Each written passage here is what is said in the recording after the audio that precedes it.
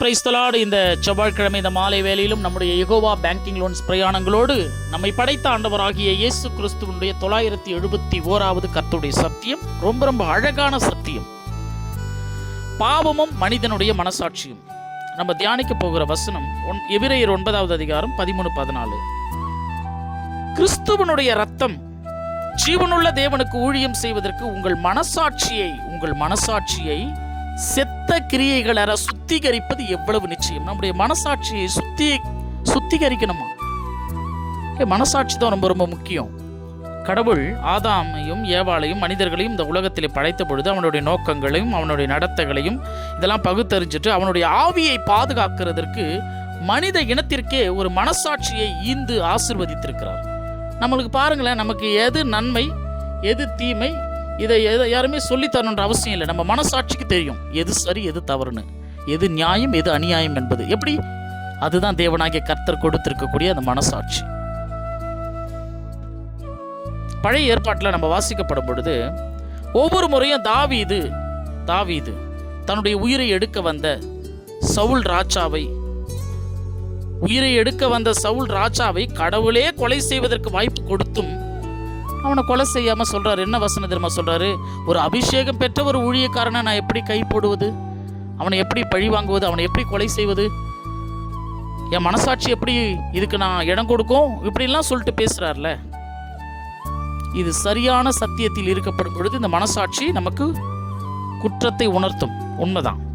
ஆனா அதே தாவீது பாத்செபால் என்ற ஒரு பெண்ணை அபகரித்ததோடு அந்த பாத்செபாலுடைய கணவர் உரியாவை கொல்லப்படுவதற்கு காரணமாக இருந்த பொழுதிலும் அந்த நாத்தான் என்ற ஒரு தீர்க்கதரிசி அவனிடத்தில் வந்து தாவீதின் மனசாட்சியை உனக்கு குற்ற உணர்வே இல்லையா என்று சொல்லி கண்டிக்கிற வரைக்கும் அவனுடைய மனசாட்சி ஒண்ணுமே குற்ற உணர்வை வெளிப்படுத்தலையே.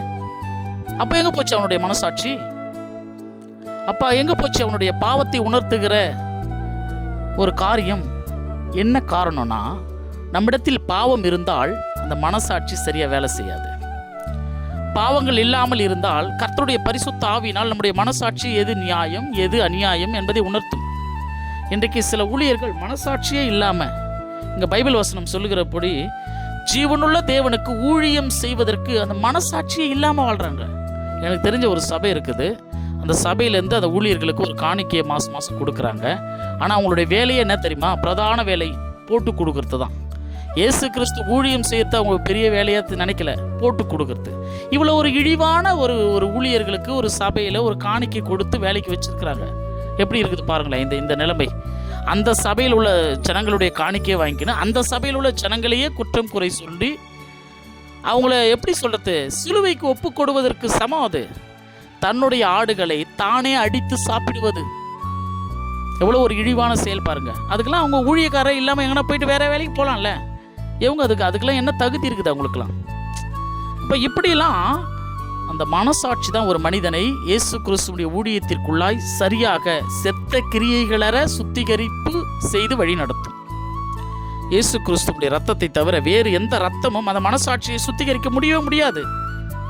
ஆகவே தான் அப்போஸ்தலனாகிய பவுல் ரோம சபைக்கு எழுதின நிருபத்தில் சொல்றாரு, நான் சொல்றது பொய்யல்ல, கிறிஸ்துவுக்குள் உண்மையை சொல்றேன், என்னுடைய பரிசுத்த ஆவிக்குள் என் மனசாட்சியும் எனக்கு சாட்சி அளிக்கிறது.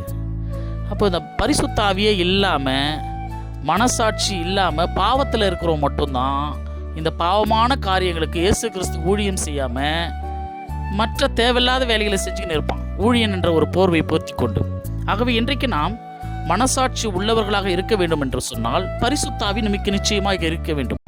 பரிசுத்தாவி இருந்தால் அது கர்த்தருடைய சத்தியத்தை நமக்கு போதித்து கொண்டே இருக்கும். எது சரி எது தவறு, எது நியாயம் எது அநியாயம். நம்ம இயேசு கிறிஸ்துவினுடைய ஊழியர்களாக இருக்கிறோம். நாம் என்ன செய்யணும், எதை செய்யக்கூடாது, எது சரியானது.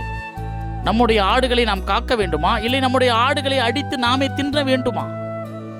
ஆகவே நாம் பாவமும் மனிதனுடைய மனசாட்சியும் இயேசு கிறிஸ்துவுடைய கரத்தில் இருக்கிறது. அதற்கு பரிசுத்த ஆவி ரொம்ப ரொம்ப முக்கியம். தாவீது பரிசுத்த ஆவியினால் எரிந்திருக்கப்படும் பொழுது அது பாவத்தை கண்டித்து உணர்த்தி கொண்டே இருந்தது. ஒரு ஊழியக்காரன் மேலே, அபிஷேகம் செய்யப்பட்டவன் மேலே நான் கையை போடக்கூடாதுன்னு. அதே தாவீது பாவத்தில் பாத்செபால் இடத்தில் இருக்கப்படும் பொழுது, உரியாவை கொல்லப்படும் பொழுது கூட மனசாட்சி வேலை செய்யல. பாத்செபாலை தான் இன்னொருவனுடைய மனைவி என்று சொல்லிக்கொண்டு அபகரிக்கிறோமே என்று மனசாட்சி வேலை செய்யல. ஆகவே மனசாட்சி வேலை செய்வதுதான் பரிசுத்த ஆவி நம்மோடு கூட இருக்கிறதற்கு அடையாளம். அந்த அடையாளத்தை பற்றி கொள்வோம். இயேசு கிறிஸ்துவினுடைய வழிகளில் நடந்தால்தான் அந்த பரிசுத்த ஆவி நமக்கு வழிகளையும் பாதைகளையும் காட்டும், பாவங்களை நம்மை அணுக முடியாதபடி பாதுகாக்கும். அப்படிப்பட்ட ஆண்டவராகிய இயேசு கிறிஸ்துவினுடைய வார்த்தைகளோடு நாளை தினத்தில் உங்களை சந்திக்கும் வரை நான் உங்கள் காட் சர்வன் சகரியா சதீஷ்குமார்.